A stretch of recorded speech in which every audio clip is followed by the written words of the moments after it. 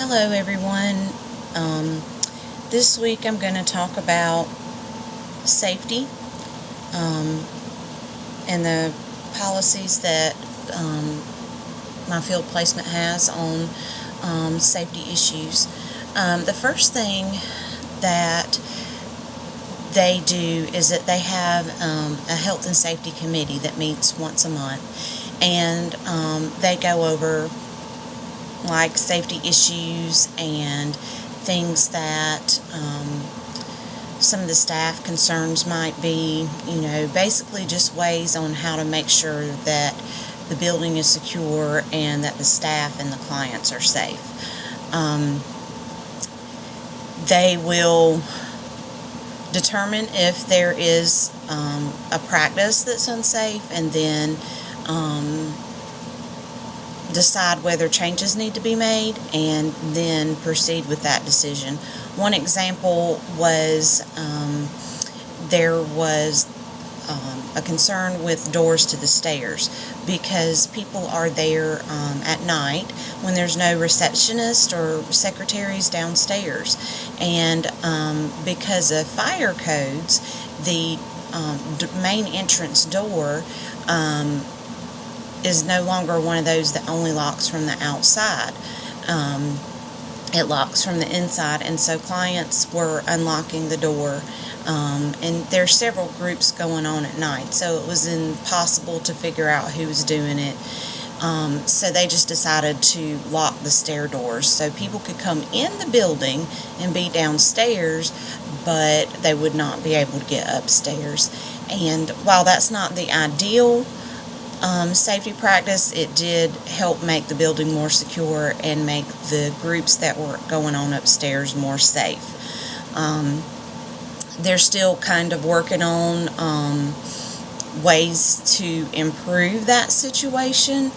I know there's been some talk of getting some systems brought in, some security systems and that type of thing. It would be really nice to have one of those types of doors where people have to be buzzed in, but those systems are really expensive, and our budget doesn't allow for that. So they're looking at different ways, different grants or things like that they may be able to find to install those safety systems.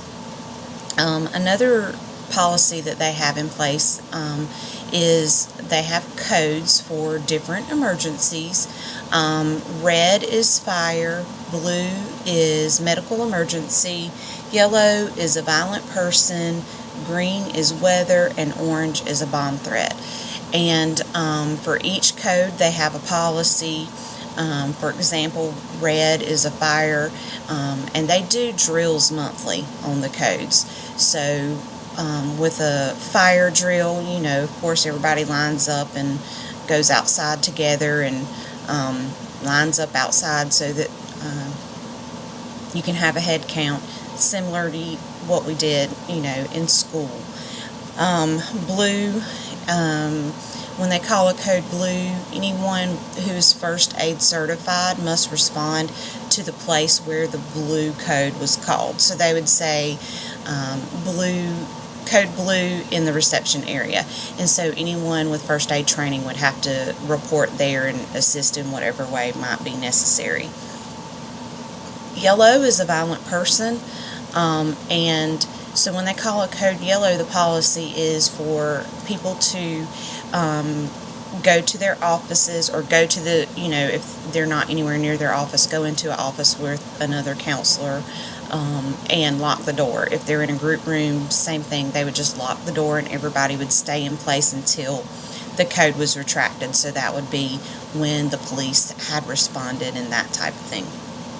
Code green is weather, and there's designated areas for different staff to go inside the building in case there's a tornado or something like that. And code orange is a bomb, and that one is, the policy is to not touch anything, don't open any doors if you don't have to. Like the stairwell door, of course you would have to open it to get out.